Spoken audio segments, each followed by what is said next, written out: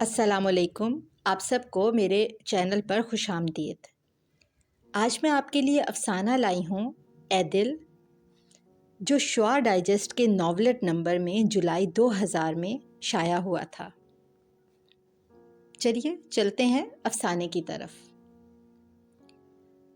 University میں جس کسی نے بھی سنا تھا کہ لیل و نہار کو یونیورسٹی کے سال آخر کے طالب علم کیسر کے ساتھ کل شام KFC میں اکٹھے ڈنر کرتے دیکھا گیا ہے، وہ اپنی جگہ حیرت سے گنگ ہو گیا تھا۔ جو ذرا حوصلے والا تھا اس نے سرے سے اس بات کو ماننے سے انکار کر دیا تھا۔ ناممکن، یہ خبر غلط ہے، ساجد نے کہا تھا، جو لیل و نہار کا بیچ فیلو تھا۔ یہ کیسے ہو سکتا ہے؟ میں اسے اچھی طرح سے جانتی ہوں، سلمیٰ نے کہا۔ آصف کا خیال تھا یہ خبر محض افواہ ہے، کسی کے صاف کردار پر کیچڑ اچھالنے کی ناکام کوشش۔ اور قاسم، جو اس واقعے کا چشمدید گواہ تھا، وہ اپنی جگہ سب کو یقین دلا دلا کر تھک چکا تھا۔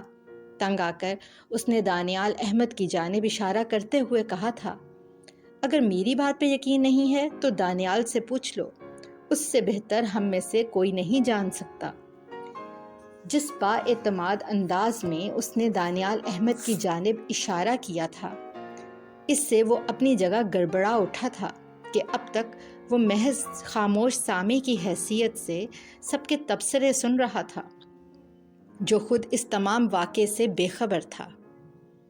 پہلی مرتبہ جب قاسم نے آ کر ان کے بیچ میں دھماکہ کیا تھا تو دوسروں کی طرح اسے بھی یقین نہیں آیا تھا، مگر اس کے بار بار یقین دلانے پر اس نے زبان سے تو اس بات کا اقرار نہیں کیا تھا، مگر اس کی خاموش نظروں میں چھپا اقرار بھی کسی کو دکھائی نہیں دے پایا تھا۔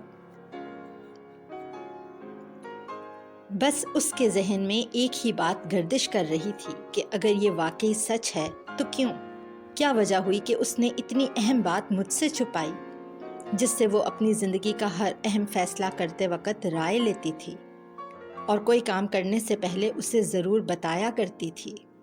چلو یہ تو حیرت کی بات تھی، مگر اس سے کہیں زیادہ حیرت کا مقام یہ تھا کہ کیسر کی شہرت اچھی نہیں تھی، اور یہ بات ہر کسی کے علم میں تھی کہ وہ کس قدر لوز کیریکٹر کا مالک ہے، اور اس کے ساتھ اس لڑکی کو دیکھا گیا تھا جسے سرے سے مرد ذات پر اعتبار نہیں تھا، ایک جانے پہچانے بے اعتبار بندے کے ساتھ شام میں ہوٹلنگ کرتے پائی گئی۔ لیل و نہار نے یونیورسٹی کے پہلے سال کسی کلاس فیلو سے تعلق نہیں جوڑا تھا، کتنے ہی کلاس فیلوز نے اس کی جانب دوستی کا ہاتھ بڑھایا تھا کہ وہ ملک کے جانے پہچانے بزنس مین کی اکلوتی بیٹی تھی، جائیداد کی تنہا وارث۔ اس نے ہر ایک کا بڑھا ہاتھ جھٹک دیا تھا، مگر دوسرے سال کے آغاز پر ہی پشاور یونیورسٹی سے مائیگریٹ ہو کر آنے والے متوسط طبقے کا ثبوت دانیال احمد، جس کی زندگی کا مقصد تعلیم حاصل کر کے اس دنیا میں اپنا نام روشن کرنا تھا، محض اپنی محنت اور زور بازو کے بھروسے پر کہ اس کی کوئی سفارش نہیں تھی، اور وہ معمولی گریڈ 16 کے ہیڈ کلرک کا بیٹا تھا۔ عام سی شکل و صورت، قدریں ساولی رنگت والا دراز قد دانیال احمد یونیورسٹی کا وہ واحد طالب علم تھا کہ جس کی جانب دوستی کا بڑھا ہاتھ لیل و نہار کا تھا۔ ان کی دوستی کا تیسرا مہینہ تھا کہ ایک دن کیفیٹیریا میں کوک پیتے ہوئے دانیال احمد نے بے اختیار پوچھا، مس لیل، ایک بات بتائیں گی؟ جی پوچھئے۔ میں نے سنا ہے کہ آپ کی جانب بہت سے دوستی کے ہاتھ بڑھے تھے، دانیال نے تمہید باندھی۔ جی سچ سنا ہے، مگر آپ نے ہر کسی کے لیے اپنے چہرے پر نو لفٹ کا بورڈ چسپاں کیا ہوا تھا۔ بالکل درست۔ پھر میرے بارے میں آپ کی کیا رائے تھی؟ دانیال نے اگلا سوال کیا تھا۔ اس کی بات پر لیل و نہار چند لمحے خاموش رہنے کے بعد بولی تھی، یہ بات آپ سے دوستی کرتے وقت میں نے بھی سوچی تھی، بلکہ جس دن میں نے آپ سے بات کی تھی اس رات بھی بہت سوچا تھا کہ ایسا کیوں ہے کہ میں نے آپ سے دوستی کی ہے۔ پھر میرے ذہن نے مجھے جواب دیا تھا، وہ نہ صرف میرے دل نے مانا تھا بلکہ مجھے اتنا پرسکون کر دیا تھا کہ میں ایک لمحے کو آنکھیں موند لی تھیں اور دوسرے لمحے میں نیند کی پرسکون وادیوں میں کھو گئی تھی۔ وہ بات بھلا کیا تھی پوچھیں گے؟ کیا؟ دانیال احمد نے بے قراری سے پوچھا تھا۔ اعتبار، لیل و نہار نے پرسکون انداز میں کہا۔ کیا مطلب؟ یہ بات دانیال احمد کے سر پہ سے گزر گئی تھی۔ مجھے مرد ذات پر اعتبار نہیں ہے، اور میری جانب جس کسی نے بھی دوستی کا ہاتھ بڑھایا ہے، ان کا واحد مقصد عورت کو ایک تفریح سمجھنا تھا۔ لیکن آپ مجھے سب سے مختلف لگے تھے۔ یہ آپ کس طرح سے کہہ سکتی ہیں؟ اس کی بات سن کر وہ حیران ہوا تھا اور پھر پوچھے بنا نہ رہ سکا۔ میں آپ کو کافی عرصے سے نوٹ کر رہی تھی۔ پھر میری بیچ فیلو سلمہ نے بھی مجھے ایک دن کہا تھا کہ دانیال احمد کا آج تک کوئی سکینڈل نہیں بنا۔ اسے کس طرح علم ہوا؟ وہ بھی پشاور یونیورسٹی سے مائیگریٹ ہو کر ہماری کلاس میں آئی تھی۔ کیا آپ نہیں جانتے؟ جانتا ہوں گا چہرے سے، پر نام سے نہیں معلوم۔ اس نے کندھے اچکا کر لاپرواہی سے کہا تھا۔ اس نے کچھ اور بھی کہا تھا۔ کیا کہا تھا؟ کہ اس کا دماغ بھی تمہاری طرح کھسکا ہوا ہے۔ جواب میں دونوں ہی ہنس پڑے تھے۔ لیکن دانیال احمد باوجود کوشش کے اسے یہ نہیں بتا پایا تھا کہ وہ صرف زبان سے انکار کرتا ہے، دل سے وہ بھی دوسرے مردوں کی طرح ہے۔ صرف نظریں جھکا کر رستہ طے کرنے سے کیا ہوتا ہے جب نیت ہی صاف نہ ہو؟ چلے ایک بات بتائیں کہ آپ کا محبت کے بارے میں کیا نظریہ ہے؟ محبت؟ پتہ نہیں، کبھی سوچا نہیں۔ حالانکہ اس کا دل چیخ چیخ کر کہہ رہا تھا، نفی میں سر ہلا رہا تھا کہ سوچا ہے، کیوں نہیں سوچا؟ کئی مرتبہ، بلکہ 1000 مرتبہ سوچا ہے۔ تم سے ملنے کے بعد کئی مرتبہ سوچا، لیکن کہنے کی ہمت نہیں ہوئی کہ کہیں کوئی غلط بات، کوئی غلط جملہ، کوئی غلط لفظ ایسا نہ زبان سے ادا ہو کہ اعتبار پر بے اعتباری کا رنگ چڑھنے لگے۔ آپ کا کیا نظریہ ہے؟ ڈرتے ڈرتے اس نے پوچھا۔ مجھے تو یہ لفظ ہی اردو لغت میں بیکار کا اضافہ لگتا ہے۔ اور وہ لیل و نہار کا چہرہ دیکھتا رہ گیا تھا۔ ایک مرتبہ مذاق میں اس کے دوست نے اس کا ہاتھ دیکھتے ہوئے کہا تھا، یار دانیال، تیری زندگی میں محبت ہے پر ملن نہیں۔ نہ مان، پر محبت کے بارے میں تیرے نظریے کو دیکھتے ہوئے میرا قیاس کہتا ہے کہ تو محبت کے معاملے میں ساری عمر نامراد ہی رہے گا۔ اب ہر طرف چیمگوئیاں ہو رہی تھیں کہ لیل و نہار اور کیسر اکٹھے پھرتے پائے گئے۔ پھر سب سے بڑی بات کہ دانیال احمد سے اس معاملے کی تصدیق کروائی جا رہی تھی، جو خود سرے سے اس واقعے سے لا علم تھا۔ نہیں، میرے علم میں ایسی کوئی بات نہیں۔ یہ کیسے ہو سکتا ہے؟ لیل کوئی کام کرے اور تم اس سے بے خبر ہو؟ نہ جانے لہجے میں حیرت تھی کہ طنز، وہ سمجھ نہیں پایا۔ یہی سچ ہے، وہ دوبارہ بولا۔ پھر اس کے بعد کسی نے اس سے نہیں پوچھا تھا، مگر اس نے لیل و نہار سے پوچھنے کا فیصلہ کیا تھا۔ اگلے دن وہ یونیورسٹی گراؤنڈ میں درخت کی چھاؤں تلے بینچ پر بیٹھا اس سے پوچھ رہا تھا۔ جواب میں وہ مسکرائی تھی اور گود میں رکھے ہاتھ کی مٹھی کبھی بند کرتی تو کبھی کھول دیتی۔ میں نے کچھ پوچھا ہے۔ تم نے جو بھی سنا ٹھیک سنا، مگر کیوں؟ تم تو کچھ اور ہی کہتی تھی، تمہاری سوچ تو کچھ اور ہی تھی، تمہیں تو مردوں پر اعتبار نہیں تھا، مگر اب کرتی ہوں۔ کیوں؟ اس کی وجہ پوچھنا چاہتا ہوں، دانیال احمد بولا تھا۔ کس رشتے کی بنا پر؟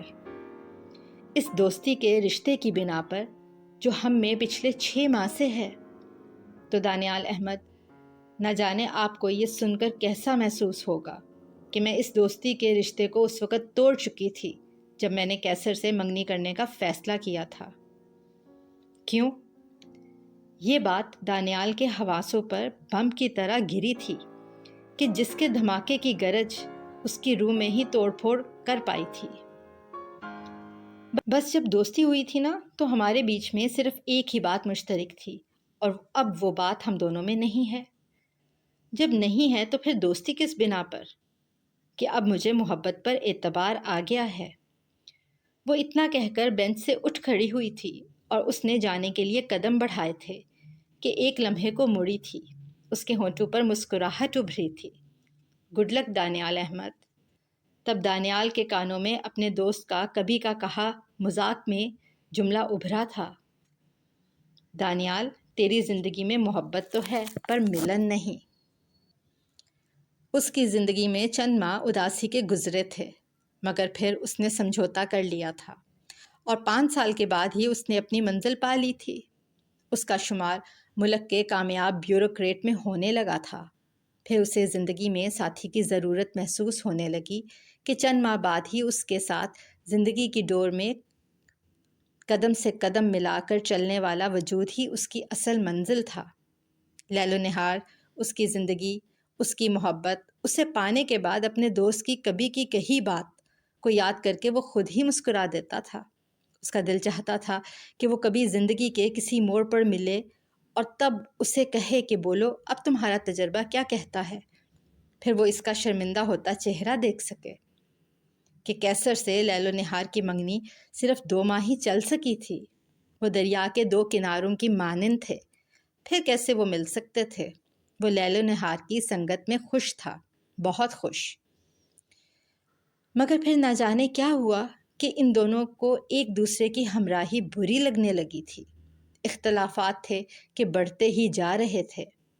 اس کی زندگی میں یکدم ایک طوفان اٹھا تھا جو نہایت خاموشی سے اس کا حاصل زندگی، اس کی متاع جان، سب کچھ اپنی لپیٹ میں لے گیا۔ شادی کے محض 5 سال کے بعد ہی اختلافات کچھ اس قدر شدت اختیار کر گئے تھے جو دونوں کی علیحدگی کی صورت میں ختم ہوئے کہ لیل کا کہنا تھا کہ ان دونوں میں کوئی ایک بات بھی مشترک نہیں، حتیٰ کہ محبت بھی۔ طلاق کے کاغذات پکڑاتے ہوئے لیل و نہار بے اختیار ہی ڈبڈبائی آنکھوں سمیت ہنس دی تھی۔ اس کے پوچھنے پر اس نے کہا تھا، دانیال، یاد ہے یونیورسٹی میں تمہارا ایک دوست تھا؟ اس نے تم سے کہا تھا کہ تمہیں محبت تو ہوگی پر ملن نصیب میں نہیں۔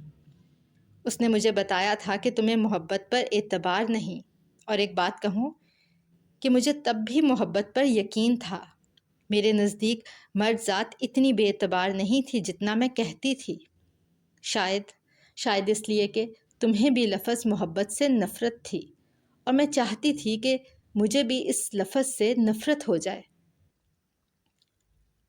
تاکہ ہم دونوں میں کوئی ایک بات تو مشترک ہو جو ہمارے ملن کا باعث بنے، اس لیے کہ مجھے تم سے محبت تھی۔ دراصل ہم دونوں میں کوئی بات بھی مشترک نہیں تھی۔ ہم تو دریا کے 2 کناروں کی طرح ساتھ ساتھ چلتے رہے کہ ہمارے ملن کے لیے دریا میں پانی کی موجودگی کا ہونا ضروری تھا، اور اب ہم دریا کے اس 2 کناروں کی مانند ہے جو اب ہمیشہ کے لیے سوکھ گیا ہے۔ اب اس میں کبھی پانی نہیں ہوگا جو وہ 2 کناروں کو ملا سکے۔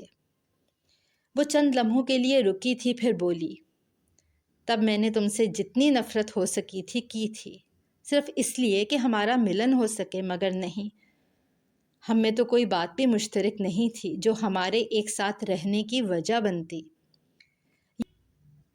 یہ کہہ کر وہ چلی گئی تھی کہ دانیال احمد بھیگی آنکھوں سمیت قریب پڑی کرسی پر ڈھہ گیا تھا۔ اس نے سوچا تھا، صرف زبان سے ادا کرنے سے دل تو نہیں بدل جاتا، سوچ تو وہی رہتی ہے۔